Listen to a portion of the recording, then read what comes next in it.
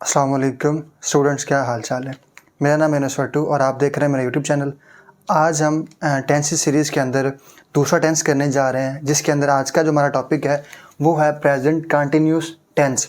जैसा कि इस प्लेलिस्ट के अंदर मैंने पहले 3 लेक्चर रखे हुए हैं, जिसमें पहले के अंदर मैंने बताया कि जितने टेंसेस के अंदर जो जो वर्ब यूज़ होती हैं, और दूसरा था हमारा सब्जेक्ट वर्ब और ऑब्जेक्ट के ऊपर, और तीसरी वीडियो थी हमारी प्रेजेंट इंडेफिनिट टेंस के ऊपर, जिसके अंदर हमने डिटेल में बात की प्रेजेंट इंडेफिनिट टेंस के ऊपर। और आज का जो हमारा है टेंस वो है प्रेजेंट कंटिन्यूस टेंस। तो हमारे चैनल को सब्सक्राइब करना, शेयर करना और लाइक करना ना भूलिएगा।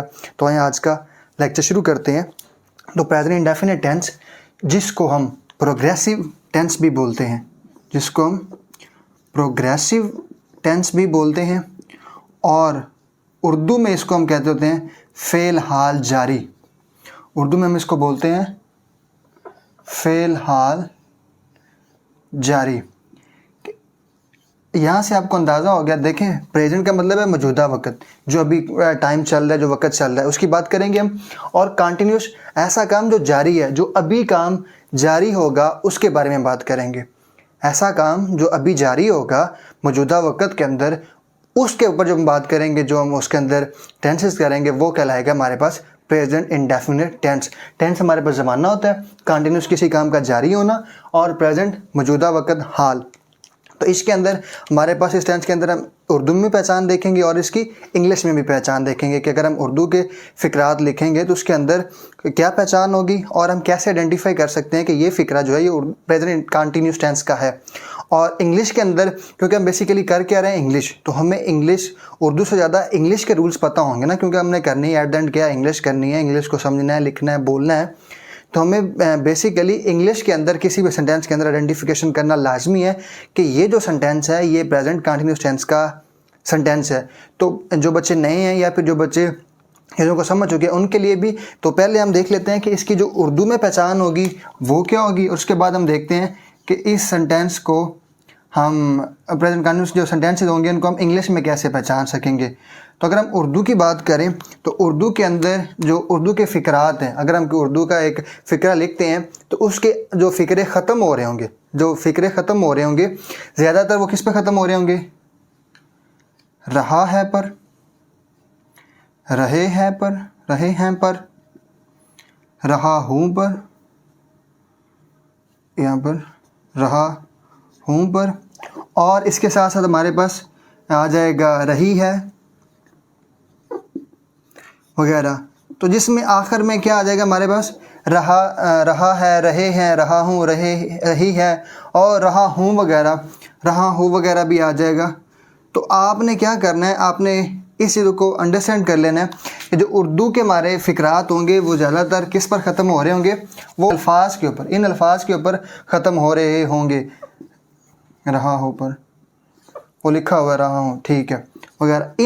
इन अल्फाज के ऊपर उर्दू के जो फ़िक्रे होंगे ना हमारे ख़त्म हो रहे होंगे। ये हमारी उर्दू की पहचान है, उर्दू के फ़िक्रात की। जैसा कि वो स्कूल जा रहा है तो रहा है आ गया, वो स्कूल जा रही है तो रही है आ गया, वो स्कूल जा रहे होंगे, वो स्कूल जा रहे हैं, वो स्कूल जा रहे हैं, तुम्हारे पास रहे हैं आ गया। तो ये हमारी उर्दू के अंदर पहचान है कि जिसके अंदर हम मौजूदा वक्त के अंदर जो हम काम कर रहे हैं, जो काम जारी है, उसके लिए हम उसको इस तरह पहचान सकते हैं, प्रेजेंट कंटिन्यूस की बात कर रहे हैं। और अगर हम इंग्लिश की बात करें कि हम इंग्लिश में कैसे पहचान सकते हैं, तो इंग्लिश में इसकी जो आइडेंटिफिकेशन है वो कैसे होगी, वो ये ज़्यादा ज़रूरी है। क्योंकि हम कर क्या रहे हैं, हम इंग्लिश के सेंटेंसेस कर रहे हैं, तो हमें इंग्लिश के अंदर पहचान का पता होना ज़्यादा ज़रूरी है। क्योंकि हमें एट एंड लिखनी इंग्लिश है, समझनी इंग्लिश है, बोलनी इंग्लिश है, तो हमें इंग्लिश के अंदर उसकी आइडेंटिफिकेशन होना सबसे ज़्यादा ज़रूरी है। तो इसकी जो इंग्लिश के अंदर आइडेंटिफिकेशन होगी वो क्या होगी, तो इसके अंदर मेनली हमें जो पता चलेगा वो उसकी आइडेंटिफिकेशन ये है कि इसके अंदर हेल्पिंग वर्ब हम यूज़ लाजमी करेंगे। जैसे कि प्रेजेंट इंडेफिनिट टेंस के अंदर हम हेल्पिंग वर्ब यूज़ नहीं करते थे, तो यहाँ पर हम हेल्पिंग वर्ब लाजमी यूज़ करेंगे। और वो कौन कौन से होंगे? हेल्पिंग वर्ब हम जो यूज़ करेंगे वो होगा इज़, एम या फिर are. Is, am, are use होंगे प्रेजेंट कंटिन्यूस टेंस के अंदर हमारे पास हेल्पिंग वर्ब। ये क्या है हमारे पास? ये हमारे पास helping verb. Is, am, are helping verb हमारे पास यूज़ होंगे प्रेजेंट कंटिन्यूस टेंस के अंदर। और इसके साथ साथ अब इज एम आर आया तो हमें पता है कि हमने पहले पढ़ चुके हैं कि जब कंटिन्यूस आएगा, जब हमारे माइंड में वर्ड आएगा कंटिन्यूस का, वो कोई भी कंटिन्यूस हो, पास्ट कंटिन्यूस हो, प्रेजेंट कंटिन्यूस या फ्यूचर कंटिन्यूस हो, तो वर्ब की कौन सी टाइप आएगी या वर्ब की कौन सी फॉर्म आएगी, वो होगी वर्ब की फोर्थ फॉर्म। तो हम इज एम आर के साथ यूज़ कौन से करेंगे, हम वर्ब की फोर्थ फॉर्म यूज करेंगे। वर्ब की फोर्थ फॉर्म कह सकते हैं आप इसको, या फिर आप इसको ऐसे भी कह सकते हैं, फर्स्ट फॉर्म हम यूज़ करेंगे वर्ब की प्लस आई एन जी। तो first form plus I N G को हम वर्ब की फोर्थ फॉर्म भी बोलते हैं। तो हम यहाँ पर इज एम आर के साथ वर्ब की फोर्थ फॉर्म यूज़ करेंगे। तो आपने इसको अपने माइंड में रखना है। तो ये है प्रेजेंट कंटिन्यूस की पहचान। अब हम इसका स्ट्रक्चर करते हैं कि इसके अंदर हम इसका जो स्ट्रक्चर होगा, जो सेंटेंसेस लिखेंगे वो किस तरह लिखेंगे, और उनकी पहचान जी जो हमने अभी की है इसको हम सेंटेंसेस में वन बाय वन यूज़ करते हैं। तो ये थी हमारे पास पहचान। उर्दू में आप कर लें, रहा है, रहे हैं, रहा हूँ, रही है, रहा हूँ वगैरह आता है हमारे पास उर्दू के फ़िकरात के आखिर में। और इंग्लिश के अंदर हमारे पास is am are helping verb use करेंगे और प्लस वर्ब की फोर्थ फॉर्म आएगी। तो ये हमारे पास इसके अंदर प्रेजेंट कंटिन्यूस के अंदर ये हमने आइडेंटिफिकेशन करनी है कि अगर हम किसी भी सेंटेंस को देखें तो हम ये चीज़ों से पता लगा सकते हैं कि भाई ये जो हमारे पास सेंटेंस है या ये जो पैराग्राफ के अंदर ये जो सेंटेंस लिखा हुआ है ये कौन से टेंस का है। तो हमें कैसे पता चलेगा, वो हमें पता चलेगा इन चीज़ों से। अब हम आते हैं इसके स्ट्रक्चर के ऊपर, किसका बेसिकली स्ट्रक्चर क्या है कि हम किस तरह इसको यूज़ कर सकते हैं। तो बेसिकली देखें, स्ट्रक्चर में तीन चीज़ें होती हैं, सब्जेक्ट होता है, वर्ब होता है और ऑब्जेक्ट होता है। सब्जेक्ट होता है, वर्ब होता है और ऑब्जेक्ट होता है। ऑब्जेक्ट होगा या फिर यहाँ पर हम इसे लिख देते हैं कंप्लीमेंट होगा, ठीक है ना। मतलब सब्जेक्ट ऑब्जेक्ट होगा या फिर कंप्लीमेंट होगा, कोई ऑब्जेक्ट होना लाजमी नहीं होता, क्योंकि या तो ऑब्जेक्ट होगा या नहीं होगा। अगर ऑब्जेक्ट नहीं होगा तो फिर कंप्लीमेंट होगा। सब्जेक्ट और वर्ब के बगैर कोई सेंटेंस कंप्लीट हो सकता नहीं है। तो यहाँ पर या तो ऑब्जेक्ट होगा या कंप्लीमेंट होगा, तो इसमें आपने कंफ्यूज नहीं होना। तो आप अगर इस तरह भी याद रखें कि सब्जेक्ट, वर्ब और ऑब्जेक्ट होगा, तो अब हम इसका स्ट्रक्चर करते हैं कि इसके बेसिकली जो चार जो स्ट्रक्चर होते हैं वो कौन कौन से हैं। तो फर्स्ट वन हमारे पास है अफर्मेटिव। फर्स्ट वन हमारे पास है अफर्मेटिव। ये ऐसे सेंटेंसेस होते हैं जिनके अंदर हम पॉजिटिव बात करते हैं, जिसके अंदर नहीं या फिर सवालिया फ़िक्रे नहीं आते, जिसके अंदर नहीं या फिर सवालिया फ़िक्रे नहीं आते या सवालिया अल्फाज नहीं आते। तो ये ऐसे सेंटेंस होते हैं जिनके अंदर हमारे पास सवालिया या फिर नेगेटिव बात नहीं करते। जैसे कि हम कहते हैं वो स्कूल जा रहा है, तो हम ऐसा नहीं कह सकते वो स्कूल नहीं जा रहा, या फिर क्या वो स्कूल जा रहा है। तो हम जो नहीं वाले या फिर सवालिया अल्फाज यूज़ नहीं करेंगे इन सेंटेंसेस के अंदर। तो आपने याद रखना अफर्मेटिव के अंदर हम क्या यूज़ करेंगे, हम पॉजिटिव बात करेंगे, पॉजिटिव फ़िक्रे होंगे। तो इसकी जो स्ट्रक्चर हमारे पास बनेगा वो क्या बनेगा, वो बनेगा हमारे पास सब्जेक्ट। सबसे पहले सब्जेक्ट आएगा प्लस इज़, एम या फिर आर। अब बैक वक्त हमको एक ही यूज़ करेंगे ना, वो मैं आगे बताऊंगा कि इज़ किसके साथ यूज़ करना है, एम किसके साथ यूज़ करना है और आर किसके साथ यूज़ करना है। तो सब्जेक्ट आएगा, इज़ एम आर आएगा, प्लस वर्ब की फोर्थ फॉर्म आएगी एंड देन ऑब्जेक्ट आएगा हमारे पास। ये हमारे पास है अफर्मेटिव, जिसके अंदर हम पॉजिटिव बात करेंगे, जिसमें कोई नेगेटिव या फिर सवालिया बात नहीं है। तो ये हमारे पास है अफर्मेटिव। और उसके साथ हमारे पास दूसरा है, वो है नेगेटिव, जिसके अंदर हम कोई नेगेटिव बात करेंगे, नहीं वाले जुमले आएंगे, इसके अंदर नहीं वाले जुमले आएंगे। जैसा कि हमारे पास क्या है, यहाँ पर सब्जेक्ट है प्लस इज़, एम या फिर आर आएगा, और इसके साथ हमारे पास क्या आएगा, नॉट आएगा। इसके साथ हमारे पास क्या आएगा, नॉट आएगा, एंड देन वर्ब की आएगी हमारे पास फोर्थ फॉर्म, एंड देन हमारे पास आएगा ऑब्जेक्ट। सब्जेक्ट आएगा, इज़ एम आर आएगा। इज़ एम आर क्या है, हेल्पिंग वर्ब है, इसने प्रेजेंट कंटिन्यूस टेंस के अंदर आना ही आना है। इज़ एम आर या इज़ आएगा या एम आएगा या आर आएगा। तो ये किस किस के साथ हम आगे करते हैं, लेकिन आपने ये नेगेटिव के अंदर सब्जेक्ट आएगा, इज़ एम आर आएगा, नॉट आएगा, वर्ब की फोर्थ फॉर्म आएगी, एंड देन ऑब्जेक्ट आएगा या कंप्लीमेंट आएगा। तो ये आपने याद रखना है। इसको साथ साथ लिखते जाएँ, उसको पास कर दें वीडियो को, यहाँ पर लिख लें। और थर्ड वन हमारे पास आएगा इंटेरोगेटिव, जिसमें हम सवालिया फ़िक्रे की बात करते हैं, जिसमें हम क्या करते हैं, सवालिया फ़िक्रों की। इंटेरोगेटिव, इंटेरोगेटिव हमारे पास क्या क्या आएगा, इंटेरोगेटिव हमारे पास क्या आएगा, सब्जेक्ट आएगा प्लस। अब देखें इंटेरोगेटिव के अंदर जब हम सवालिया फ़िक्रे करेंगे ना, तो ये जो हमारे पास इज़ एम आर है, ये जो हेल्पिंग वर्ब है, इसको हम पहले लिख लेंगे सवालिया किसी भी क्वेश्चन मार्क या फिर कोई ऐसा फ़िक्र बनाने के लिए जिसका हम सवाल पूछ रहे हैं, सवाल या फ़िक्र बनाने के लिए, इंटेरोगेटिव सेंटेंस बनाने के लिए हम इज़ एम आर को हम इसको ना इज़ एम आर को, तो इज़ एम आर को सवालिया फ़िक्र बनाने के लिए हम बाहर लिख लेंगे सबसे पहले। तो क्या करेंगे, यहाँ पर हम लिखेंगे इज़ एम या फिर आर, इज़ एम आएगा या फिर आर आएगा। यहाँ पर ये मैं ए बड़ा डाल लूँ क्योंकि हम अब फ़िक्रा इन से शुरू करेंगे। इज़ आएगा, एम आएगा या फिर आर आएगा, देन हमारे पास सब्जेक्ट आएगा, प्लस हमारे पास क्या आएगा, वर्ब की फोर्थ फॉर्म आएगी, एंड देन हमारे पास ऑब्जेक्ट आएगा। ये हमारे पास है इंटेरोगेटिव। इज़ एम आर पहले ले आएंगे ये, प्लस सब्जेक्ट आएगा, प्लस क्योंकि नॉट नहीं लगाएंगे क्योंकि ये हमारे पास क्या है, इंटेरोगेटिव है, तो वर्ब की फोर्थ फॉर्म आ जाएगी एंड देन ऑब्जेक्ट। सब इज़ एम आर सवालिया फ़िक्र बनाने के लिए ये पहले लिख लिया, सब्जेक्ट आ गया, देन वर्ब आ गया, fourth form and then object आ गया। और अब जो इंटेरोगेटिव होते हैं क्वेश्चन वाले फिक्र, इसमें डबल सवालिया भी होते हैं, जिसमें हम दो दफ़ा सवाल पूछ रहे होते हैं। तो वहाँ पर हम क्या करेंगे, हम इज़ एम आर से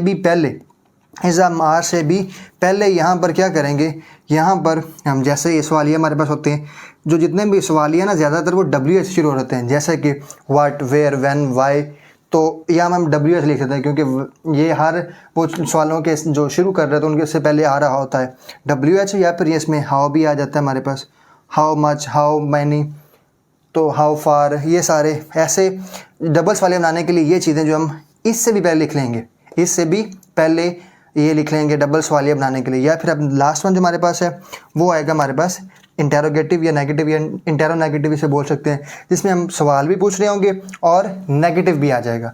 जैसा कि इसे हम इधर लिख लेते हैं इंटेरो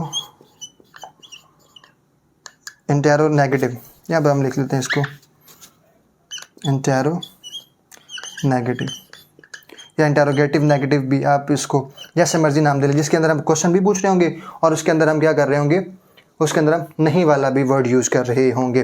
तो जैसे कि हमारे पास यहाँ पर ये देखें, ये इज़ एम आर पहले आ जाएगा क्योंकि अब हम इंटेरोगेटिव क्वेश्चन पूछ रहे हैं, तो इज़ एम आर हमारे पास क्या आएगा, पहले आएगा, is am and are plus subject आएगा, और सब्जेक्ट के बाद नॉट